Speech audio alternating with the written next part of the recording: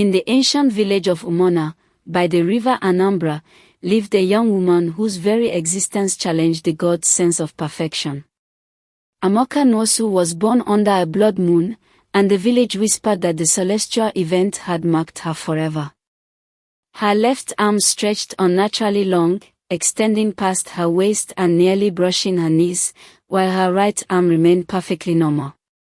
The contrast was so striking that even the village dogs would pause and stare.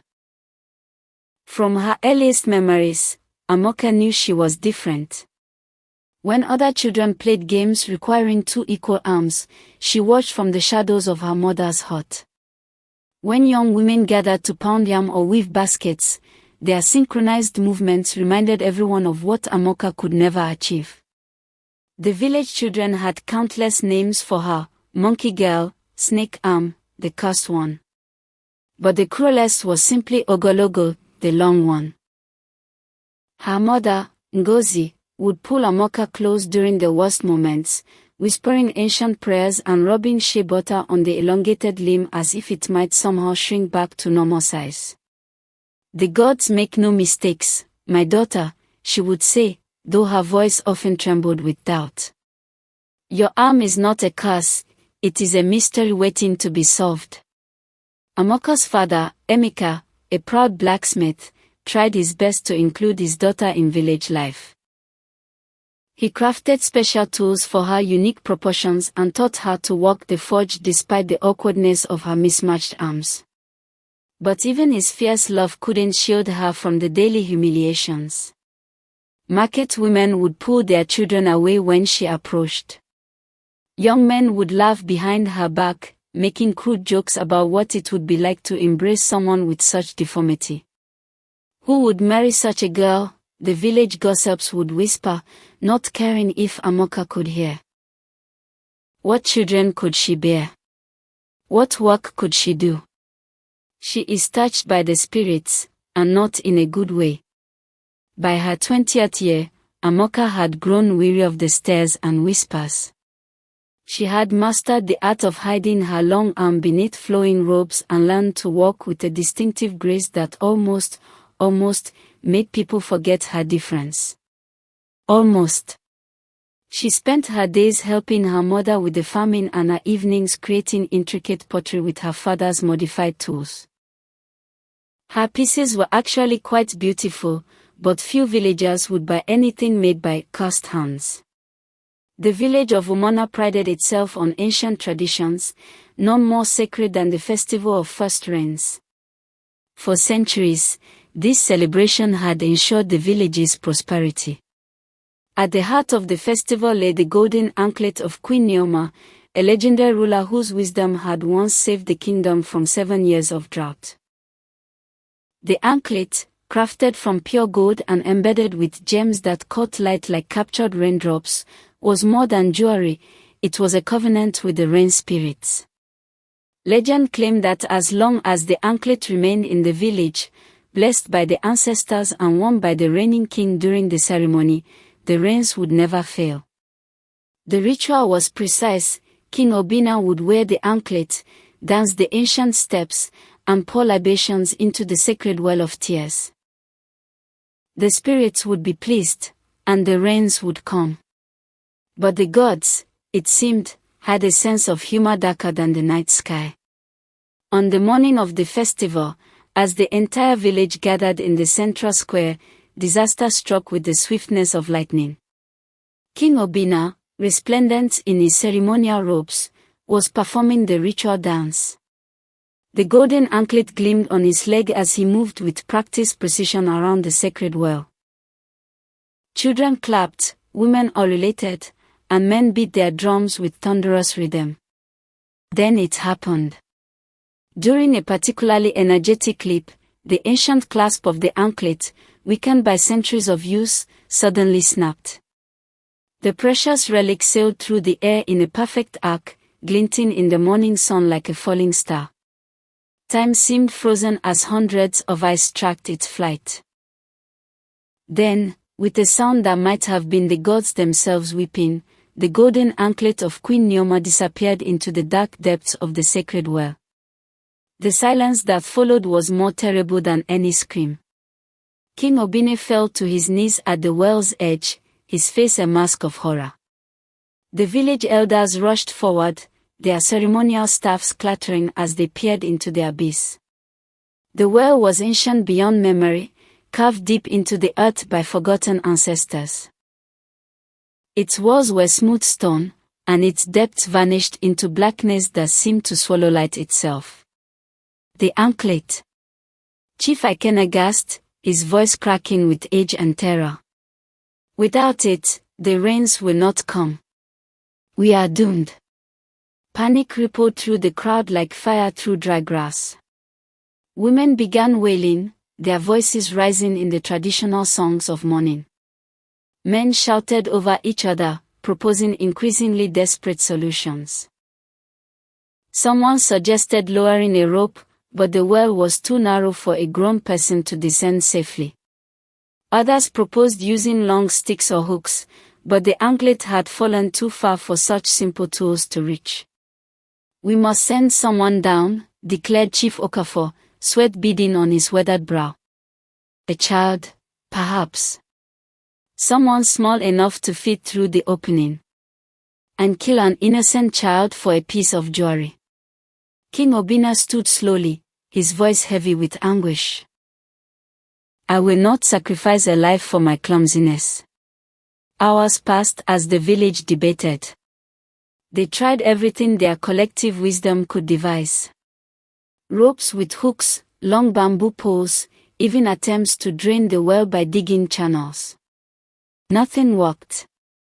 The sacred well had swallowed their most precious treasure, and with it, their hope for another year of prosperity.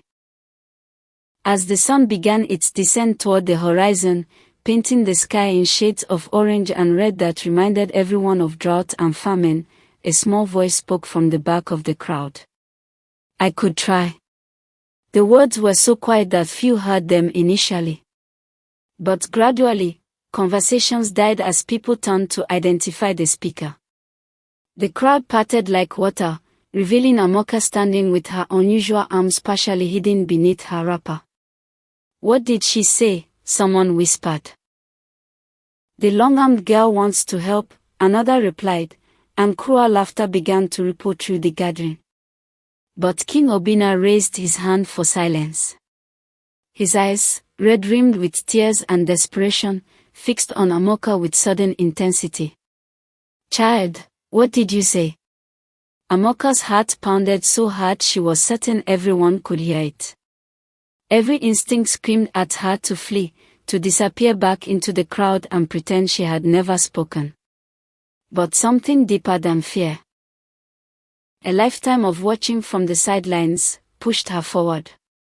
Your Majesty, she said, her voice growing stronger with each word, my arm, it reaches farther than most.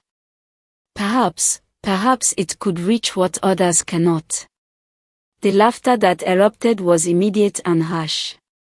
Men slapped their thighs in amusement, women covered their mouths to hide their giggles, and children pointed openly at her covered arm. The cursed girl thinks she can save us, someone shouted. What next? Will the village goat offer to dive for gold? But Chief Ikena, the oldest and wisest of the elders, studied Amaka with ancient eyes that had seen many seasons pass. Slowly, he approached her, his walking stick tapping against the packed earth. Child, he said quietly, show us this arm that might save our village. The crowd fell silent, sensing the gravity in the old man's voice. Amaka hesitated, then slowly unwrapped her left arm from beneath her covering cloth. Gasps echoed across the square as her elongated limb was revealed in the fading daylight. Even those who had seen it before seemed struck anew by its unusual length and the strange grace with which she moved it. By the ancestors, Chief Ikena breathed. I have lived 87 years, and I have never seen anything like this.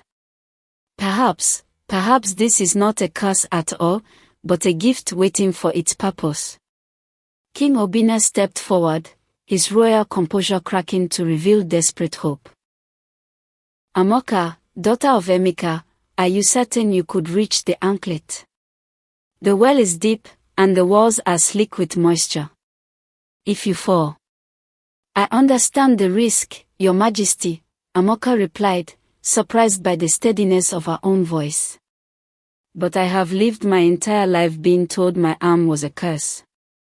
If it can save our village, if it can bring the rains, then perhaps it was always meant for this moment.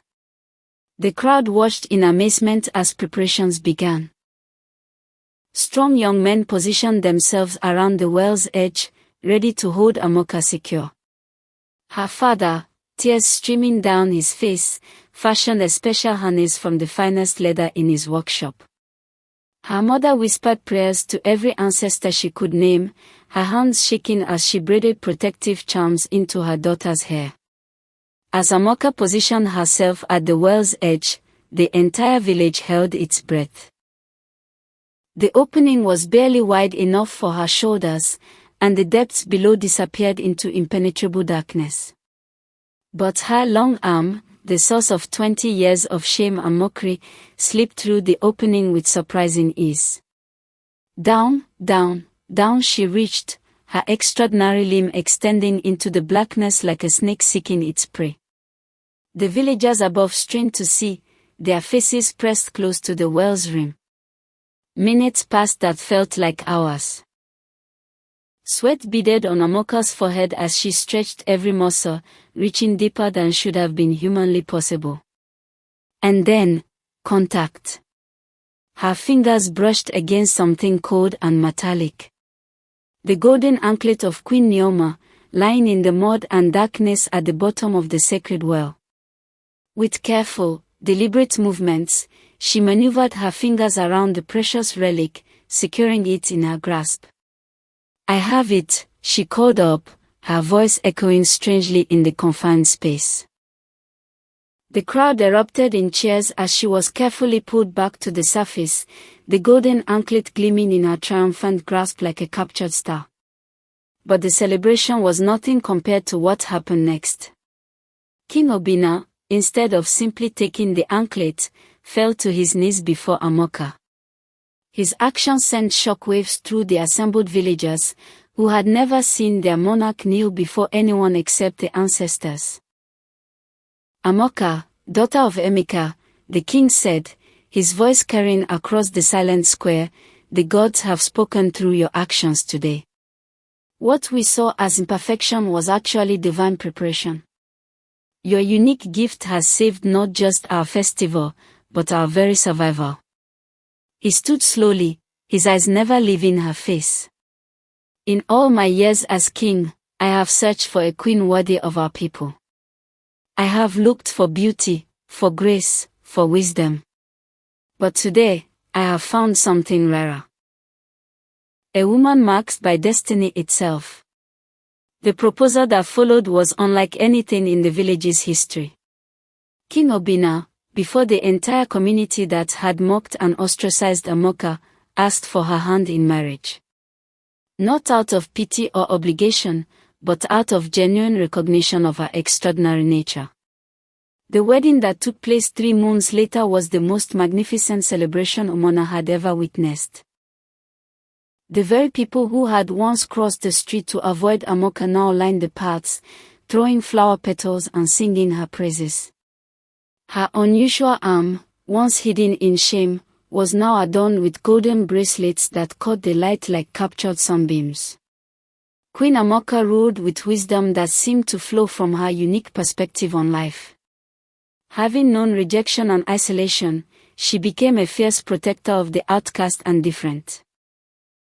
Under her reign, the village prospered like never before, and people came from distant lands to seek the counsel of the queen whose flood had revealed the gods' perfect plan.